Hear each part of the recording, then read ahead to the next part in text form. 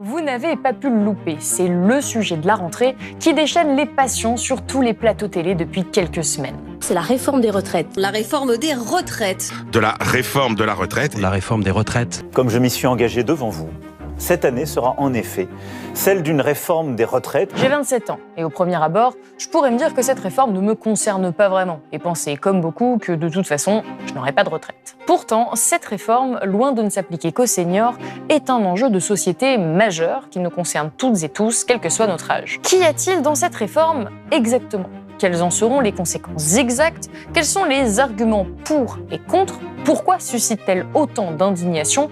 Et surtout, si on élargit la focale, dans quel cadre politique cette réforme s'inscrit-elle ? Aujourd'hui, on va essayer de comprendre la réforme des retraites.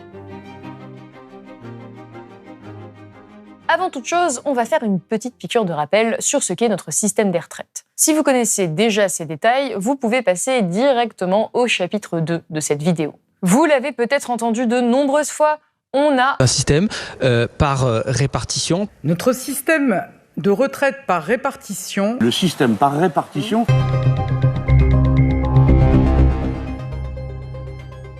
Ce système par répartition signifie que les cotisations des travailleurs sont directement utilisées la même année pour financer les pensions des retraités d'aujourd'hui. Chaque génération passe sa vie à cotiser pour les autres en espérant qu'il y aura assez de cotisants pour payer sa propre retraite plusieurs décennies plus tard. Jusque-là, le principe est simple à comprendre, c'est celui de la solidarité entre les générations. Et c'est après que ça se corse un peu. Dans notre système de retraite, il y a 3 types de régimes. Le régime général, le régime agricole et les régimes spéciaux.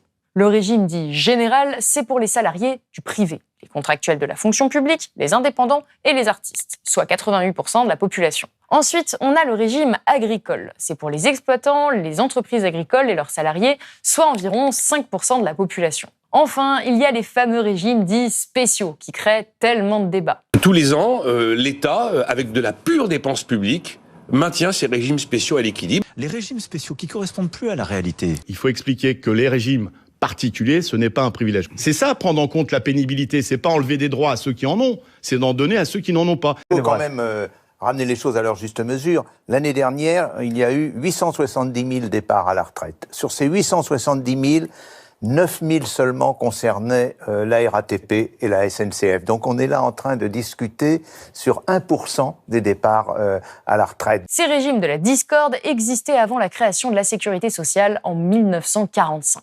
Ils sont spéciaux car les professions concernées avaient déjà créé leur propre système de retraite et n'ont à l'époque pas rejoint le régime général par peur d'être moins bien couverts. Ils ne prévoient pas le même âge de départ et ou pas le même nombre de semestres nécessaires à l'obtention d'une retraite à taux plein. Les régimes spéciaux les plus connus sont ceux de la SNCF et de la RATP, mais les salariés des industries électriques et gazières en ont aussi, tout comme le personnel de l'Opéra de Paris ou les salariés de la Banque de France par exemple. Voilà, ça c'est pour le tour d'horizon des différents régimes. Ensuite, comment est-ce que ça fonctionne ? Dans notre pension de retraite, il peut y avoir plusieurs choses. Il y a obligatoirement ce qu'on appelle l'assurance vieillesse. C'est ce qui nous est versé par la sécurité sociale chaque mois, mais on peut aussi avoir un complément de retraite, comme les retraites complémentaires Agirc-Arrco, les plans d'épargne retraite, les assurances privées ou les mutuelles de santé, par exemple. Ensuite, il faut comprendre qu'il y a 2 variables importantes pour savoir quand et comment on peut partir à la retraite. Premièrement, l'âge légal minimum de départ. Ça veut dire qu'on ne peut pas décider de partir à la retraite avant cet âge-là, quel que soit l'âge auquel on a commencé à travailler. Et deuxièmement, le nombre de trimestres nécessaires pour pouvoir partir à taux plein. Ça veut dire que pour pouvoir avoir une pension de retraite complète, il faut avoir travaillé un certain nombre de trimestres. Quand on parle de ce taux plein, on parle de la part en pourcentage de son ancien salaire que l'on reçoit à la retraite. Il est fixé à 50% pour les salariés du privé et à 75% pour les fonctionnaires par exemple. Donc, quand on augmente le nombre de trimestres nécessaires pour partir à taux plein, indirectement, on augmente aussi l'âge de départ, puisqu'il faut travailler plus longtemps pour gagner la même retraite qu'avant la réforme. C'est logique. Donc, pour résumer, si on recule l'âge légal, on oblige les gens à travailler plus longtemps. Si on augmente le nombre de trimestres, on incite les gens à travailler plus longtemps. Mine de rien, c'est un peu une obligation aussi, parce que partir avant d'avoir tous ces trimestres est parfois intenable financièrement. Et ces 2 leviers ont été utilisés de nombreuses fois ces dernières années lors des réformes successives des retraites depuis 20 ans. le système que je viens de vous décrire a été mis en place en 1945 lors de la création de la sécurité sociale. L'âge minimal de départ était alors fixé à 65 ans. Le plan français de sécurité sociale, prévu dès 1944 par le Conseil national de la Résistance, a été établi par les ordonnances de 1945 et mis en application dès le 1er janvier 1946. En 1982, François Mitterrand met en place ce qui est alors considéré comme un progrès social, permettre aux gens de travailler moins longtemps. Il fixe l'âge de la retraite à 60 ans et le taux plein à 35,5 années de cotisation. Deuxième titre à la une de l'actualité aujourd'hui. La retraite à 60 ans en France. L'accord a été officiellement signé ce matin par tous les syndicats, y compris la CGC. Les pensions de retraite sont indexées sur l'évolution générale des salaires, ce qui est très avantageux. Mais le ton va vite changer. 10 ans plus tard, dès les années 90, il y a un petit discours qui se met en place. Il faudrait travailler plus longtemps pour 2 raisons.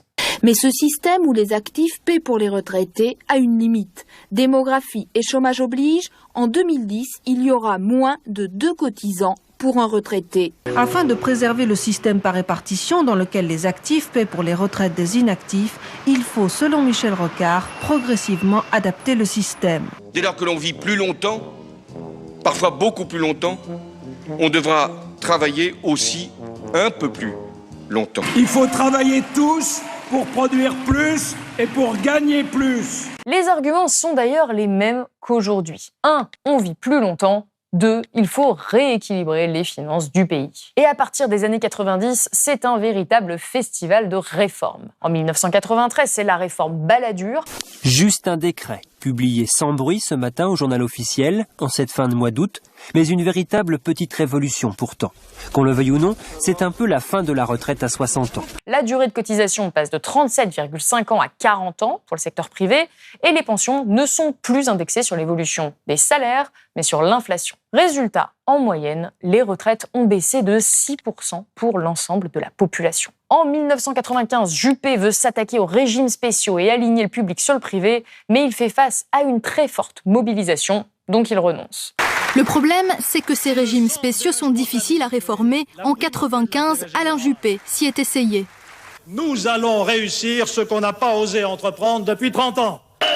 Résultat, des centaines de milliers de personnes dans la rue, la France est bloquée, le projet est retiré. Une partie de ces mesures passera tout de même plus tard, en 2003. Avec la réforme Fillon, les fonctionnaires verront alors leur régime devenir le même que pour le privé. Désormais, pour faire valoir ses droits dans le public comme dans le privé, la durée légale de cotisation est fixée à 40 ans, puis 41 ans à partir de 2012 et à 42 ans d'ici à 2020. En 2007, sous Sarkozy, les régimes spéciaux sont finalement réformés. Ils devront travailler 40 annuités pour avoir le taux plein. En 2010, sous Sarkozy toujours, la réforme Woerth met fin à l'âge de la retraite à 60 ans.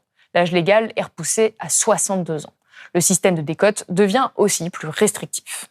Travailler au-delà de 60 ans, ce sera bientôt la règle. Principale mesure de la réforme présentée par le ministre du Travail, le recul de l'âge de départ en retraite à 62 ans.